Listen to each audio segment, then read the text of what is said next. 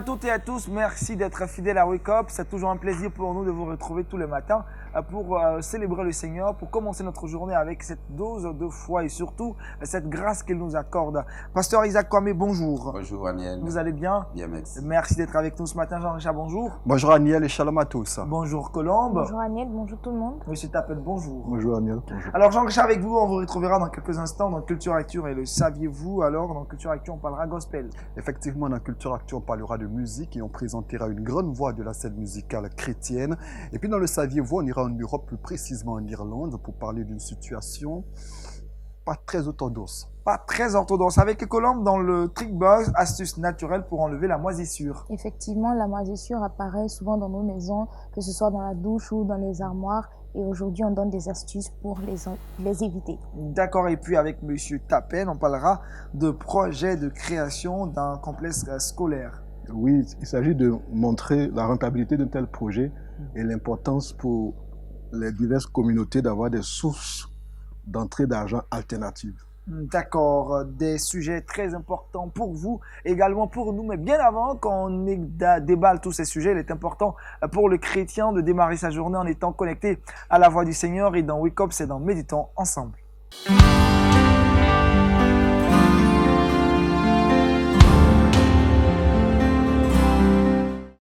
Avec le pasteur Isaac Kwame ce matin, notre méditation a pour thème « Garde ta dignité ». Oui, garde ta dignité. On trouve ce thème-là dans Jude, le chapitre, le verset 5 et 6. Jude, il y a un seul chapitre.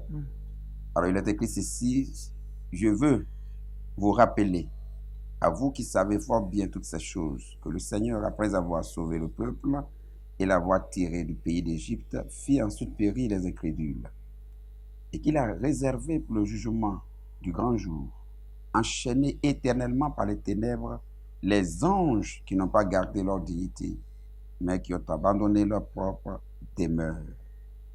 Par la grâce de Dieu, à travers le sacrifice de Christ et par la foi que nous avons manifestée en ce sacrifice, Dieu a fait de nous participants de sa dignité. Il nous a tiré de la boue du péché, de la misère, pour nous hisser au rang des grands de son royaume. Et cette dignité que le Seigneur nous donne, nous avons le devoir de la garder, de la protéger, de la conserver. Et nous allons, ce matin, dans notre méditation, orienter notre thème selon deux axes. Premier, pourquoi garder sa dignité? Et deuxièmement, comment garder sa dignité? Pourquoi donc garder sa dignité? Il faut garder sa dignité parce qu'il y a des actes qu'on pose et qu'on peut regretter toute notre vie. Dans Hébreux chapitre 12, versets 16 à 17, il est écrit ceci: veillez à ce qu'il n'y ait ni impudique, ni profane comme Ésaü, qui pourrait mais vanter son droit d'aînesse. Vous savez que plus tard, voulant obtenir la bénédiction, il fut rejeté, quoiqu'il la sollicita avec larmes, car son repentir ne put avoir aucun effet. Vous connaissez l'histoire. Ésaü est l'aîné des jumeaux, Ésaü et Jacob. Et il semblerait qu'Ésaü n'était pas trop attaché à ce droit d'aînesse. Il ne considérait pas trop ce droit, cette dignité d'être l'aîné, cet honneur d'être l'aîné. Jacob pourtant convoitait cela. Un jour, Ésaü revient des champs. Jacob a fait cuire quelque chose, une potasse, l'haricot. Ésaü a faim, il demande à manger. Et son frère cadet lui dit: si tu veux que je te donne à manger, à partir d'aujourd'hui, tu deviens le petit frère et moi le grand frère. Il aurait pu comprendre que ce n'était pas possible, qu'il ne peut pas, à cause d'un mère, perdre lui son droit d'aînesse. Mais la Bible dit qu'il est profane. Il n'a pas considéré cela. Et il a dit à Jacob: ok, à partir d'aujourd'hui, tu es l'aîné, donne-moi à manger. On lui donne à manger. Dieu a enregistré. Dieu a été témoin. Les actes que nous posons, Dieu est témoin. Et plus tard, ça nous rattrape. Plus tard, le père doit mourir, il doit bénir l'aîné. Et c'est plutôt Jacob qui est béni à la place d'Ésaü. Ésaü pleure, il pleure. Mais la Bible dit que son repentir n'a pas eu d'effet. C'est pour cela qu'il est bon de garder sa réputation, de garder sa dignité, de garder sa foi, de garder sa position en Jésus. Parce qu'il y a des actes que nous pouvons poser et que nous allons regretter toute notre vie.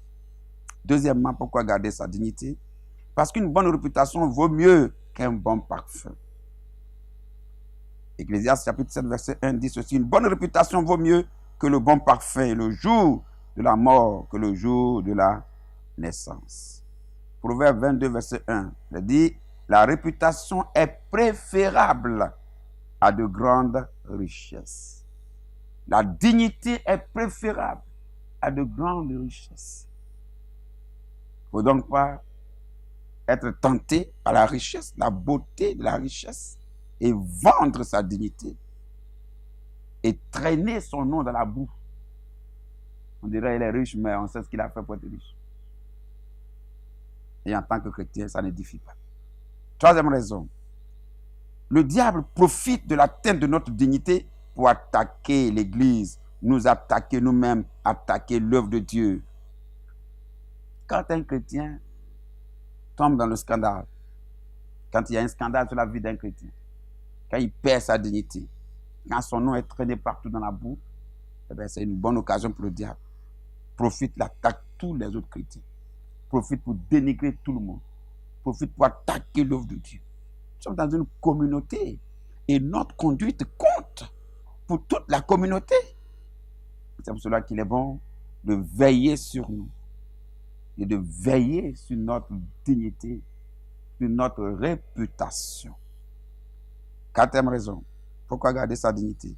Parce qu'il sera difficile de retrouver cette dignité-là une fois qu'on l'a perdue. Ce sera difficile. Matthieu chapitre 5, verset 13. Vous êtes le sel de la terre. Mais si le sel perd sa saveur, avec quoi la lui rendra-t-on? Si le sel perd sa saveur, on fait comment pour le rendre encore salé? Ça devient mission impossible. Il en est de même quand un chrétien perd sa dignité, quand il y a un scandale sur sa vie, on fait comment pour restituer sa dignité? On fait comment? Ça devient mission impossible. C'est pour cela qu'il est bon de veiller sur soi, de veiller sur sa réputation et ne pas permettre au diable de nous traîner dans la boue. De nous traîner dans la boue. Malheureusement, plusieurs dans le milieu évangélique ont été traînés dans la boue. Et nous, cela doit nous servir d'exemple pour veiller sur nous-mêmes. Comment garder sa dignité? Comment garder sa dignité? Premièrement, par la fermeté. Par la fermeté. Job chapitre 2, verset 3. Il a dit ceci: l'Éternel dit à Satan: as-tu remarqué mon serviteur Job? Il n'y a personne comme lui sur la terre. C'est un homme intègre et droit, craignant Dieu et se détournant du mal. Il demeure ferme dans son intégrité et tu m'excites à le perdre sans motif. Il demeure ferme dans son intégrité. Et je souhaite que chacun de nous demeure ferme dans son intégrité. Et ce matin, je voudrais qu'on réfléchisse sur cela, sur ces paroles. Demeure ferme dans ton intégrité. Le diable va te proposer le péché, il va te proposer l'argent, il va te proposer ceci, mais reste ferme dans ton intégrité. Dans le psaume 26, verset 12, il a dit: mon pied est ferme dans la droiture. Je bénirai l'Éternel dans les assemblées. C'est pas mieux comme ça? Qu'on reste ferme dans la droiture et que partout où on passe, on a la force de bénir le Seigneur. Il y a des gens qui baissent la tête parmi les autres. Mais il ne faut pas baisser la tête devant les autres. Parce que ta conscience te gronde. Parce que tu te dis qu'ils sont au courant de ce que tu fais. Parce que tu n'as plus de dignité, tu n'as pas confiance en toi-même. Mais tu as vendu quelque part ta dignité. C'est pour cela que ce thème me semble très important. Garde ta dignité. Même si tu as faim, ce n'est pas grave. Même si tu n'as rien pour porter, ce n'est pas grave. Mais garde ta dignité. parce que la bonne réputation est préférable à de grandes richesses. Deuxième point, comment garder sa dignité, c'est en imitant les bons exemples. Hébreux 13, verset 7. Souvenez-vous de vos conducteurs qui vous ont annoncé la parole de Dieu. Considérez quelle a été la fin de leur vie et imitez leur foi. Il y a de bons exemples que nous pouvons imiter. Il ne faut pas trouver comme à Libye les mauvais exemples, les scandales qu'il y a eu pour livrer sa vie au péché et pour se jeter dans la boue et dans l'impureté. Garde ta dignité. Imite les bons exemples. Comment garder sa dignité? Enfin, troisièmement, en choisissant la dignité par rapport à la richesse. C'est un choix. La vie est un choix. Il faut choisir la bonne réputation, la dignité par rapport à la richesse. Hébreux, chapitre 11, versets 24 à 26. C'est par la foi que Moïse, devenu grand, refusa d'être appelé fils de la fille de Pharaon, aimant mieux être maltraité avec le peuple de Dieu que d'avoir pour un temps la jouissance du péché, regardant l'opprobre de Christ comme une richesse plus grande que les trésors de l'Égypte, car il avait les yeux fixés sur la rémunération finale. Moïse a refusé d'être appelé fils de la fille de Pharaon. Il a choisi d'être avec le peuple de Dieu, même si cela signifiait être démuni. Il a, je dirais, tout perdre, ne rien avoir, mais il dit, je veux ça. Que de me faire appeler fils de la fille de Pharaon et d'avoir tous les trésors de l'Égypte. Je préfère être avec le peuple de Dieu et ne rien avoir. Il a choisi la dignité. Il dit, je suis hébreu. Je préfère être avec mes parents, même s'ils sont des esclaves, même s'ils n'ont rien, même s'ils vivent dans de bas quartiers, je préfère être avec eux que d'avoir le bonheur du péché. Pour un temps, la jouissance du péché. Car il avait les yeux fixés sur la récompense éternelle. Beaucoup ne font pas ce choix-là. Beaucoup ne choisissent pas de garder la dignité, tout en étant même pauvres, en étant privés de tout, en étant démunis. Mais le Seigneur sait récompenser ses enfants. Il faut persévérer. N'ayant rien, Dieu te récompensera, Dieu te bénira et Dieu te félicitera. Dieu citera ton nom, comme il a cité le nom de Job. Mais pour un pain, on est prêt à se livrer au péché. Pour un poste, on est prêt. Pour un avancement dans le travail, on est prêt à accepter n'importe quoi. En jetant derrière nous le merveilleux nom de Christ qui est sur nous. Le glorieux nom de Christ qui est sur nous. Garde ta dignité. Sois fier d'être chrétien. Sois fier de porter le nom de Christ. Et marche la tête haute. Ne baisse pas la tête devant le mal. Ne va pas t'asseoir pour regretter. Marche avec fierté. Marche avec joie. Parce que Jésus a fait de toi citoyen des cieux. Et ce qui t'attend est glorieux et magnifique. Garde ta dignité. Et que Dieu nous bénisse. Amen. Amen. Amen. Merci au pasteur Isaac Kwame. Garde ta dignité. Jean-Richard, question Colombe. Jean-Richard. Merci, pasteur, pour ce message qui nous secoue, qui nous bouleverse, mais qui nous garde en éveil. Je souhaiterais savoir à aucun moment on peut parler de circonstances atténuantes. Circonstances atténuantes par rapport à quoi? Lorsque vous avez énuméré un certain nombre de faits, est-ce que lorsque, excusez-moi, le chrétien est amené à perdre sa dignité pour une quelconque raison, est-ce que dans la Bible, on parle de situations atténuantes, de circonstances atténuantes? Vous savez, la Bible est directe, la Bible est claire, la Bible est précise. Avec la Bible, il n'y a pas de confusion, il n'y a pas... Non. De complaisance. Voilà. Tu es chrétien, tu es chrétien. Quelle que soit la situation, la circonstance, le Seigneur est capable de te tirer de là. Parce que la Bible dit que Dieu ne permet pas que nous soyons tentés au-delà de nos forces. Tout est calculé, tout est mesuré. Si tu es face à cette tentation, c'est parce que le Seigneur sait que tu peux la surmonter.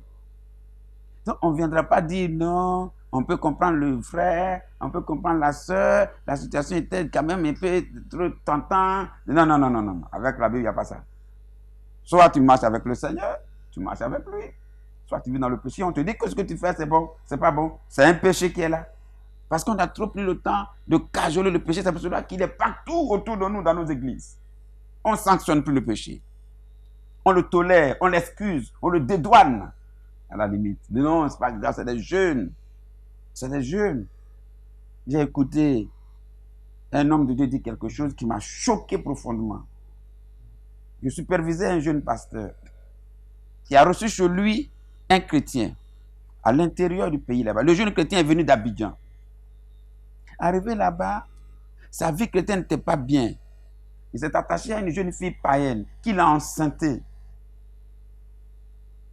Et quand on a cherché à le mettre sous discipline là-bas, il a fui, il est venu à Abidjan, il est reparti, on ne comprend pas son affaire bien. Le jeune pasteur est venu m'expliquer. Il lui a dit, bon, il faut le mettre sous discipline. Mais c'était difficile, on n'arrivait pas à le saisir en fait.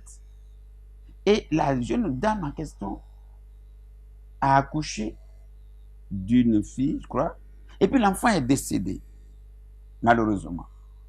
Et pendant qu'elle était dans les pleurs, dans les larmes, un mois après, le jeune en question vient pour dire au pasteur, je suis fiancé, je vais me marier à Abidjan. Attends là, quand le pasteur m'a dit, il faut lui dire que ici là, c'est pas Abidjan. Il ne faut pas ça ici. On est au village ici. Le témoignage compte beaucoup. Donc, on ne peut pas admettre ça. Va voir son pasteur. Il est allé, il n'est pas allé. Il a appelé le pasteur en question. Et puis, il a enregistré la conversation. Il a enregistré. Et puis, il m'a transféré. Il dit au pasteur, mais le jeune ici, il a enceinté une fille. Il dit, mais ça, c'est réglé, non? Il a réglé ça avec la fille. C'est pas réglé encore. Mais il n'a qu'à régler ça avec. Il dit, non. Il a enceinté une fille. Il ne peut pas aller se marier ailleurs. Il faut qu'on voit qu'elle est dedans. Il dit, non, quand tu es trop chaud sur les jeunes, ça les amène même à rétrograder. Il faut laisser les jeunes. C'est le Seigneur qui fait son œuvre. Attends là. Le Seigneur qui fait quelle œuvre? Nous, on est là, on fait quoi? Pourquoi le Seigneur n'a pas fait son œuvre sans nous? On est là pour dire, ça, c'est pas bon. Ça, c'est pas bien. Ça, on ne fait pas. Mais aujourd'hui, on ne sait pas. Si on dit ça, ils vont aller faire leur culte ailleurs. Mais ils n'ont qu'à aller ailleurs. Ceux qui veulent la vérité, ils resteront avec vous. Non, il n'y a pas de circonstances atténuantes. Le péché, on dit c'est le péché. Voilà. Péché, c'est péché. Il ne faut pas le couvrir avec d'autres mots, d'autres expressions. Non, il a failli. Non, c'est que c'était... Non, il a péché. Et on doit le mettre sous discipline. Aniel, c'est ça. C'est clair, je crois Et que quand c'est par exemple une première fois de faire en fait, et puis bon ben ça a un effet très grave. C'est pas en fait l'habitude de la personne. Donc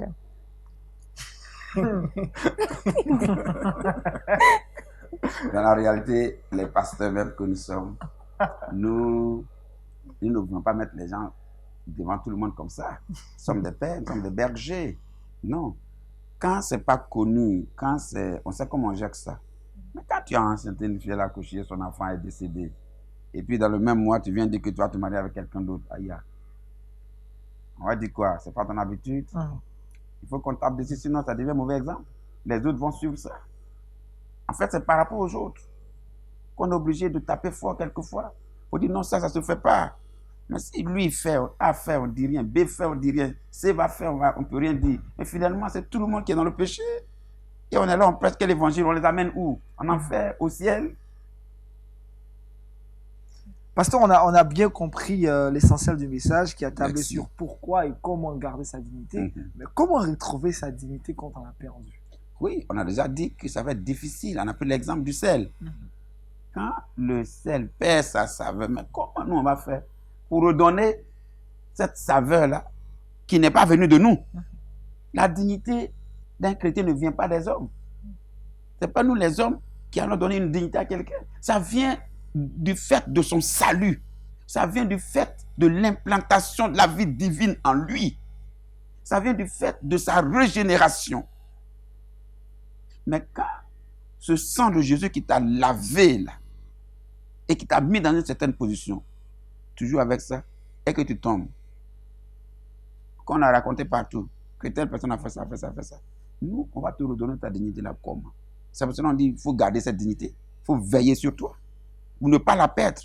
Parce que si le sel perd sa saveur, il n'y a plus de possibilité de lui redonner cette saveur. Pasteur, n'est-ce pas là des messages sans espoir que vous annoncez? Non, De tristesse. non, pas de Pour ceux tristesse. qui se trouvent qui ont certainement perdu leur dignité. Vous dites qu'il n'y a plus de solution pour eux. Non, Il n'y a plus de non, solution, c'est je, assez ne- je difficile. ne- Ah, c'est difficile. je ne dis pas qu'il n'ira pas au ciel. Non, non. Je ne dis pas qu'il ne peut pas être pardonné pour aller au ciel. D'accord. Mais je dis aux yeux des hommes, ce sera difficile. D'accord? Ce sera difficile.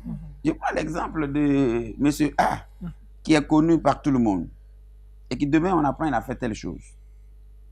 Vous voyez, on ne peut pas effacer ça dans l'esprit de tout le monde. On ne peut pas effacer ça dans l'esprit des gens. On peut l'entourer d'affection.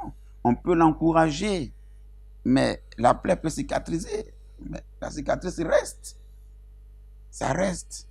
Quelque part, ce n'est pas bon. Il vaut mieux ne pas vivre cette expérience. C'est pour cela que j'apporte cette exhortation. Pour dire, gardons notre dignité. Parce que si nous tombons, si nous perdons notre réputation, ça va être difficile pour nous de la retrouver. Mais ça ne veut pas dire qu'on n'ira pas au ciel. Difficile, mais pas impossible. Mais pas impossible. Il y en a qui reviennent en surface. Difficilement, mais ils reviennent quand même. En étant sérieux, en étant travailleurs, consciencieux. Ils reviennent. Ils reviennent. Bon, Dieu, il pardonne. Mais les hommes n'oublient pas. Les hommes, ils n'oublient pas. Et quelque part, ça va continuer à te gêner un peu. Il vaut mieux ne pas vivre cette expérience. Garde ta dignité. Ce n'est pas la peine de la perdre pour chercher à la récupérer. Il vaut mieux la garder. Si, pasteur. Voilà, d'où l'importance de cette exhortation ce matin. C'est que garde ta dignité. En fait, on voulait avoir des informations sur ces personnes-là qui ont perdu leur dignité et qui veulent vraiment la revoir. Et je crois que la restauration est possible avec le Saint-Esprit. Oui, Dieu restaure. Dieu Pasteur, notamment, vous allez prier pour nous ce matin. Prier pour que Dieu nous aide à effectivement garder notre dignité. Notre Père et notre Dieu, nous savons que la marche n'est pas facile. Le chemin est parsemé d'embûches, de tentations, d'épreuves. Et quelquefois, nos pieds ont tendance à glisser. Mais c'est toi qui nous as appelés, c'est toi seul encore qui peux nous garder dans la droite ligne, près de toi, dans la sainteté tous les jours. En nous-mêmes, il n'y a pas de force. Notre force vient de toi. Notre capacité vient de toi. Soutiens nos cœurs et veille sur nous. Et que ceux qui ont trébuché, tu puisses les aider à se relever. Oh mon Dieu. Et les aider à continuer la marche jusqu'au bout. Que ton esprit et ta paix soient avec nous et que ton nom soit béni dans le nom de Jésus. Amen.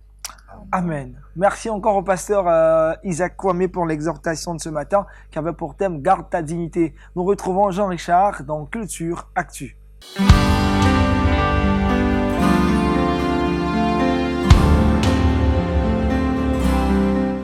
Jean-Richard avec vous ce matin dans Culture Actu, nous parlons de Travis Green. Effectivement, Aniel, aujourd'hui, comme je le disais d'entrée de jeu, j'ai décidé de présenter Travis Green. Il y a quelques jours, j'avais présenté les Stella Music Awards, ce prix qui célèbre les grandes réussites de la musique chrétienne au niveau des États-Unis. Eh bien, Travis Green avait été celui qui s'est fait remarquer de fort belle manière lors de cette célébration. On se rappelle que lors de du début de l'année 2018, CeCe Winans avait marqué le début de l'année. Et pour ce milieu d'année 2018, c'est Travis Green. Et pour cause, lors de cette célébration, il a gladé 4 trophées de Stella Award. Et pourtant, déjà en 2017, il a gladé 9 nominations et 9 trophées. Eh bien, on a décidé de comprendre qui est-il, d'où sort-il, quels sont ses succès, comment est-ce que comprendre l'homme, quelle est véritablement sa musique. Eh bien, Travis Green est né le 17 janvier 1984, âgé aujourd'hui de 34 ans, et il a commencé sa carrière musicale en 2007, mais il faut rappeler déjà qu'il est issu d'une famille chrétienne, il a perdu son père assez tôt, il a été élevé donc par sa mère, mais Travis Green a grandi en Allemagne. Déjà à l'âge de 4 ans, il va vivre une expérience assez douloureuse, assez difficile, puisqu'il a chuté du 4e étage, on le croyait mort, et pourtant sa mère, à force de prière, l'enfant s'est relevé, c'est quelque chose qu'il garde en lui, c'est un témoignage que sa mère ne cesse de donner. Et depuis lors, Travis Green est resté dans les voies du Seigneur. Et depuis 2007, il a décidé d'embrasser une carrière musicale. Et figurez-vous qu'en 11 années de carrière, il réalise quelque chose d'assez exceptionnel. 2007, 2018, c'est déjà plusieurs prix à son actif, je le disais déjà. En 2017, il a eu 9 prix. Pour cette année 2018, les prix ont été donnés il y a cela quelques semaines. Il a remporté 4 prix. Et depuis 2007, il a sorti que 5 albums, mais chacune de ses sorties discographiques sont de véritables succès. En 2007, déjà, il sortait un album dont le titre était Plus. 2010, c'est Tiré. 2015, La Colline. Et puis en 2017, il avait sorti Made Away, Créer un chemin. Si vous avez besoin de créer un véritable chemin, de cheminer véritablement dans ce monde assez difficile, c'est d'être avec le Jésus-Christ. Et c'est une chanson que j'ai décidé de proposer à toutes ces personnes qui nous regardent. Made Away, de Travis Green, vous découvrirez un artiste exceptionnel. Artiste exceptionnel, Make a Way, vous l'avez dit, crée un chemin et c'est Dieu qui est l'opérateur de ces chemins-là. Jean, j'ai autre chose à ajouter? Ce qu'il faut ajouter tout simplement, c'est que Travis Green fait l'actualité au niveau de la musique chrétienne au niveau des États-Unis parce qu'il a raflé, il y a cela quelques semaines, lors de ces célébrations de Stella Music Award, qui, je le rappelle, est un prix qui célèbre les réussites musicales au niveau des États-Unis. 4 prix à lui seul. Et pourtant, déjà en 2017, il avait eu 9 prix. C'est un artiste exceptionnel. Pour ceux d'entre vous qui ne le connaîtraient pas, écoutez par moments ses musiques. Travis Green, grande voix de la musique gospel. En tout cas, je suis sûr que Colombe le connaît très bien. N'est-ce pas, Colombe? Effectivement. Il est très inspirant. Il t'inspire à prier encore davantage le Seigneur. Effectivement. Ça, c'est intéressant. Merci encore à Jean-Richard de nous avoir apporté cette information sur Travis Green. Vous le savez, nous parlons entrepreneuriat parce qu'il est important pour le chrétien d'entreprendre. Les témoignages que nous avons de cette rubrique nous donnent droit tous les jours d'en parler. Aujourd'hui, dans l'entrepreneuriat, nous allons parler d'un projet, le projet de création d'un complexe scolaire. C'est avec M. Tapen et c'est maintenant dans Entreprendre.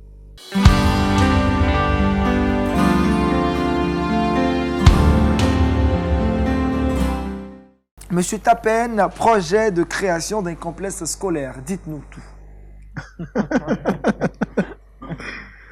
J'essaierai de vous mettre l'eau à la bouche, comme on dit. D'accord. Nous avons constaté que les communautés religieuses en général ont comme source d'entrée principalement les offrandes du dimanche. Donc, comment donc leur proposer des solutions d'entrée d'argent alternatives leur permettant de financer les activités? On a vu que certaines communautés, par contre, sont très, très bien organisées. Lorsqu'un quartier est en construction, elles vont et elles achètent un terrain parce qu'elles ont des fonds. Ces communautés-là ont des sources de revenus alternatives. Elles ont, comme on dit, des affaires. Donc, comme source possible, nous avons pensé à proposer un complexe scolaire. Quelle est l'opportunité de cette affaire-là? Les statistiques du ministère de l'Éducation nationale, l'enseignement technique et la formation professionnelle pour 2016-2017 démontrent qu'il y a 1 791 183 élèves dans les collèges et lycées. Et avec un taux d'alphabétisation de 44%, nous avons fait notre petite étude et nous avons noté que pour satisfaire le besoin de scolarisation en Côte d'Ivoire, on a besoin au total de 2675 établissements. Or, présentement, il y a 1641 établissements. Donc, il y a un besoin de construction de 1034 établissements.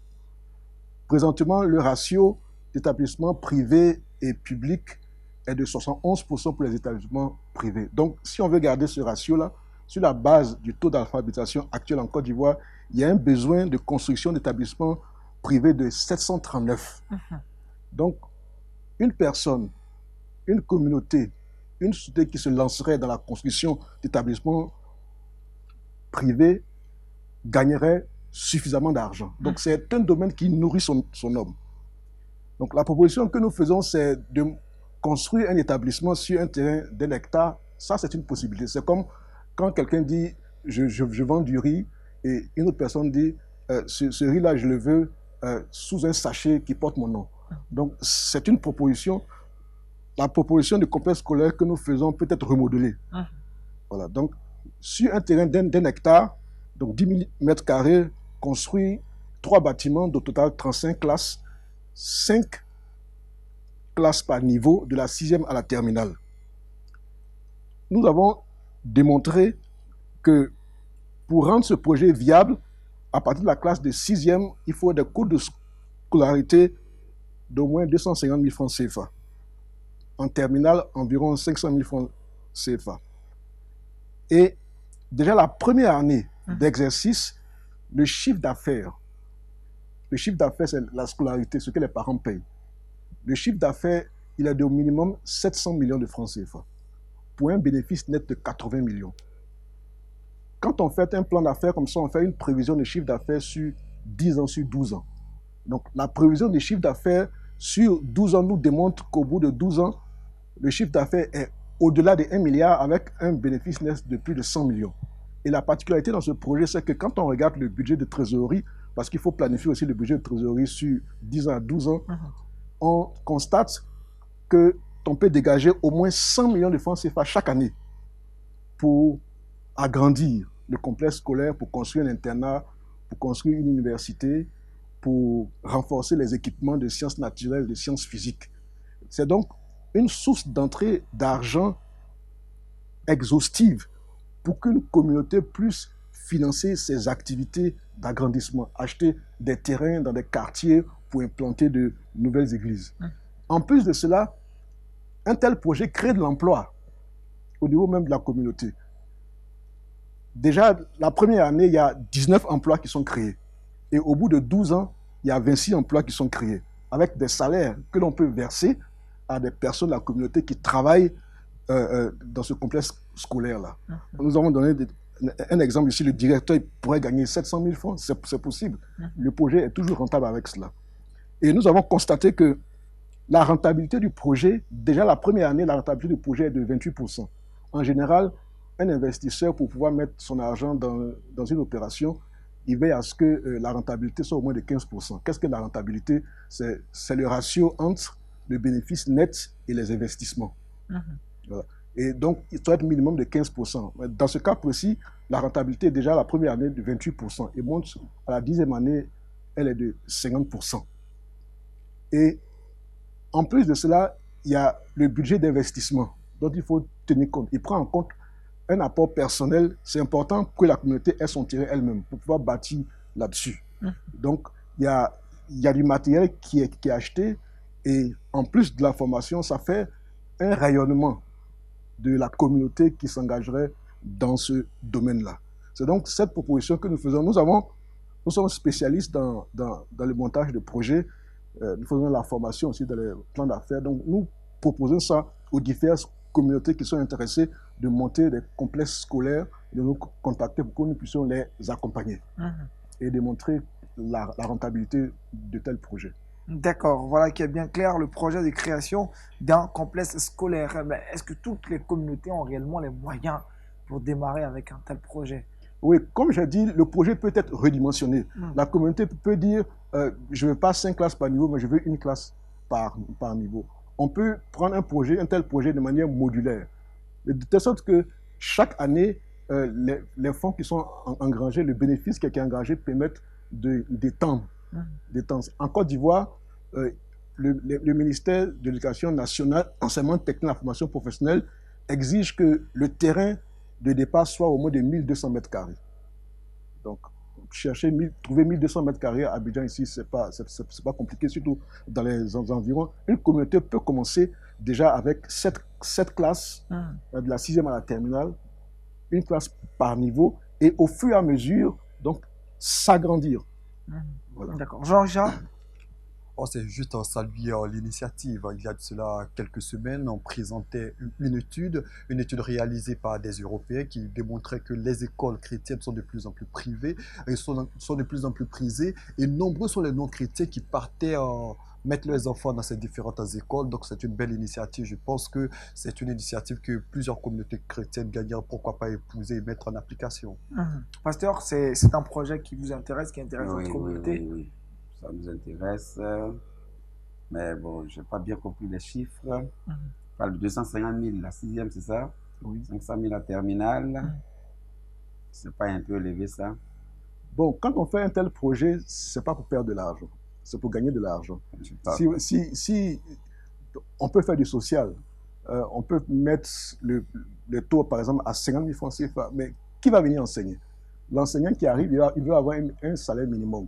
Donc, les prix qui ont été fixés peuvent être revus à la baisse. Si vous trouvez des enseignants un vacataire, par exemple, normalement, les vacataires en Côte d'Ivoire, c'est 1 500, 2 000 francs. Ici, dans ce projet, nous avons proposé un montant de 3 000 francs CFA pour attirer beaucoup plus de vacataires compétents.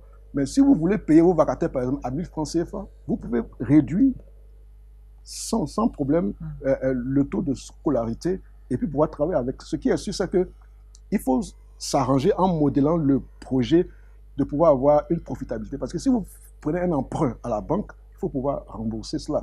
Si ce sont les fonds de la communauté, vous pouvez vous pouvez faire du social, c'est possible. Nous démontrons simplement qu'il est possible de gagner de l'argent en implantant un complexe scolaire. D'accord, possible de gagner de l'argent en ayant un complexe scolaire. Mais là, on se retrouve, le pasteur a parlé de frais de scolarité qui s'élèvent à 500, 200 000 francs. On se trouve dans une zone, je dirais, urbaine. Exactement. Est-ce que dans une zone rurale, je prends un exemple tout bête, en Côte d'Ivoire, on est à Korogo, au fin fond comme ça, dans un village, et puis on a une école, la scolarité terminale, 500 000 francs. C'est pas évident. Non. Ça dépend de la zone où on est implanté. Il y a quelqu'un qui nous a demandé de faire une étude de projet dans la zone de Daloa. Il a exigé qu'au maximum, en classe de terminale, les frais de scolarité soient de 80 000 francs CFA. Mais quand on fait son calcul de rentabilité, on voit son mesure de trésorerie et tout cela, il ne peut pas payer le directeur, par exemple, il ne peut pas lui donner plus de 250 000 francs CFA. Si vous trouvez un directeur qui est d'accord pour travailler là-dessus, vous y allez. C'est le montant de la scolarité dépend de la zone. Maintenant, vous pouvez aussi vous pouvez avoir aussi un complexe scolaire où vous pouvez fixer vos montants si vous offrez aux élèves une meilleure prestation que par rapport aux autres. Par exemple, vous avez un laboratoire de sciences physiques très bien équipé, un laboratoire de sciences naturelles très bien équipé. Tout cela, ça coûte de l'argent. Vous offrez des cours de service civique. Vous offrez des cours de moralité. Le parent qui a son enfant dans une autre école, même si vous faites un peu plus cher, puisqu'il se rend compte que son fils sera mieux suivi, sa fille sera mieux suivie, il est prêt à mettre de l'argent à la poche. Et quand on fixe un montant comme ça, 250 000 francs CFA, ce n'est pas de l'argent qu'on paye en une seule fois, c'est mensuellement sur 9 mois. Donc ça fait 20 000 francs, 25 000 francs par mois. C'est tenable. C'est un projet sans risque en réalité. Dans tout projet, il y a des risques. Mais ce risque-là, il est minimisé. Parce que vous dites déjà à première année 28% de rentabilité. Oui. Par rapport à d'autres projets, c'est fort, c'est déjà élevé. Oui, c'est rentable. Mais comme dans tout projet, il y a des risques. Quels sont ces risques en fait? Qu'est-ce qu'il faut bien mesurer avant de s'engager dans un tel projet? Vous pouvez être, comme vous avez dit, dans une zone où vous faites votre calcul sur la base, par exemple, de 40 élèves. OK? Et comme vous êtes nouveau, ce qui se passe, c'est que la première année, vous n'avez pas 40 élèves, donc vous avez 10 élèves. On dira 4 élèves. Vous avez même 4 élèves. 4 élèves. Donc, tous vos calculs, il y a un problème dans tous vos calculs. Voilà pourquoi c'est vrai, comme le pasteur a dit, il faut commencer d'abord petit. Donc, nous démontrons que all things be equal, comme les Anglais disent, sur la zone d'Abidjan, vous pouvez implanter une telle école avec ces montants-là. Par exemple, si vous êtes à Cocody, il n'y a pas de problème. Vous pouvez. Mais si vous êtes à Korogo, vous n'allez pas prendre un montant-là. Et ceux que vous avez engagés vont avoir des salaires beaucoup plus bas. C'est une question de décision. Quand on fait comme ça un projet, on discute avec le promoteur ce qu'il veut et on le met en place, mais on veille à ce que le projet soit rentable. S'il a emprunté de l'argent, il faut qu'il puisse rembourser. S'il a engagé des gens, il faut qu'il puisse les payer. Il faut qu'il puisse se payer aussi lui-même. Il faut qu'il pense au développement de son activité. Donc, c'est tous ces critères-là qu'on met en place et puis on fixe un montant de telle sorte que le projet soit viable. Il faut qu'il soit profitable. Pasteur, allez-y, pasteur, posez la question. Est-ce que votre structure accompagne les communautés ou c'est juste pour faire l'étude? Est-ce que vous les accompagnez pour obtenir le financement à la banque? Est-ce que vous les accompagnez un peu dans leur gestion? Parce que c'est l'argent qu'ils ont emprunté, ils ont pris à la banque et il faut gérer de manière à ce que ils puissent rembourser. Est-ce que vous accompagnez les gens? Oui, Je voudrais aborder un peu dans le même sens que le pasteur pour ne pas à revenir. Est-ce que les communautés même montrent de l'intérêt vis-à-vis de ce projet? oui, nous avons, pour ne pas les citer, nous avons contacté un certain nombre de communautés qui nous ont dit que c'était un projet très intéressant, qu'ils allaient le faire. Ils allaient même faire une communication pour que chaque fidèle apporte une participation pour qu'il puisse obtenir le terrain et puis ensuite qu'il puisse aller avec cet argent à la banque pour pouvoir obtenir un financement. Donc, pour répondre à la question du pasteur Isaac, oui, nous sommes un cabinet de consultants. Donc, nous intervenons d'abord dans l'élaboration du plan d'affaires. Comme quelqu'un dit, si vous refusez de planifier, vous avez prévu d'échouer. Donc, c'est toujours la première étape, faire un plan d'affaires. Le temps que vous passez à planifier, vous le gagnez toujours. Donc, nous vous aidons à mettre en place un plan d'affaires qui est bancable. Ensuite, dans la gestion, nous intervenons en tant que consultants pour les audits, pour l'accompagnement du management, pour les conseils et tout. Et même avant cela, même au niveau de la construction, s'il y a nécessité, parce que quelqu'un peut dire, bon, vous avez fait mon plan d'affaires, j'ai eu mon financement, j'ai des gens pour construire. Ou alors il peut nous demander de les accompagner dans l'érection du complexe. Nous apportons notre aide aussi. Donc, c'est une proposition globale. Mais l'Église, il faut préciser, peut s'autofinancer avec Oui, les dîmes et les offrandes. exactement. L'Église peut aussi s'autofinancer. Et ce que je voudrais dire aussi, un tel complexe solaire est un bon moyen d'évangélisation. Si une communauté a mis en place un complexe solaire et puis elle dit dans sa liste de fournitures, elle dit il faut avoir une Bible, tous ceux qui viennent sont obligés d'acheter une Bible à leur enfant. Et pendant les cours, il y a des heures de prière, il y a des heures de lecture biblique. Donc c'était vraiment un bon moyen d'évangélisation. Et aussi un bon moyen d'autonomisation de l'Église. Exactement, oui. On ne va plus trop compter sur les dîmes, les offrandes à l'Église. Oui. Parce que c'est ce qui est juste. Oui. Angel. Merci à M. Tafel. Avec lui, nous avons parlé de projet de création d'un complexe scolaire, un projet très important pour les communautés chrétiennes. On va retrouver Colombe dans le Trickbox pour les astuces naturelles pour faciliter notre vie au quotidien. Trickbox.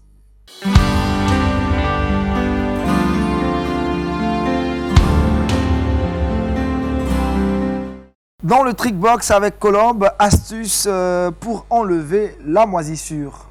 Merci Aniel, rebonjour chers téléspectateurs. Alors voilà, la moisissure en fait apparaît dans les différents coins de nos maisons quand il y a l'humidité ou peut-être quand l'endroit est un peu délaissé. Donc aujourd'hui nous avons des astuces naturelles pour pouvoir y remédier. Alors comme première astuce, on peut simplement utiliser le vinaigre blanc. Donc dans un vaporisateur, avec de l'eau ou simplement saupoudrer carrément, ajouter un peu d'eau afin de pouvoir éparpiller ça. Et puis après, on vient nettoyer soigneusement. C'est pareil pour le citron. Donc voilà les astuces pour pouvoir enlever la moisissure. On peut utiliser le sel, le citron, le bicarbonate de soude et le vinaigre blanc.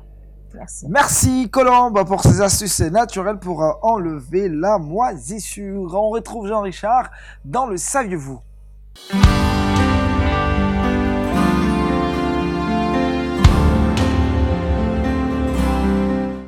Jean-Richard avec vous dans le Saviez-vous, comme je le disais d'entrée de jeu, sans passeport, ni également visa, même sans transport, en voyage avec vous.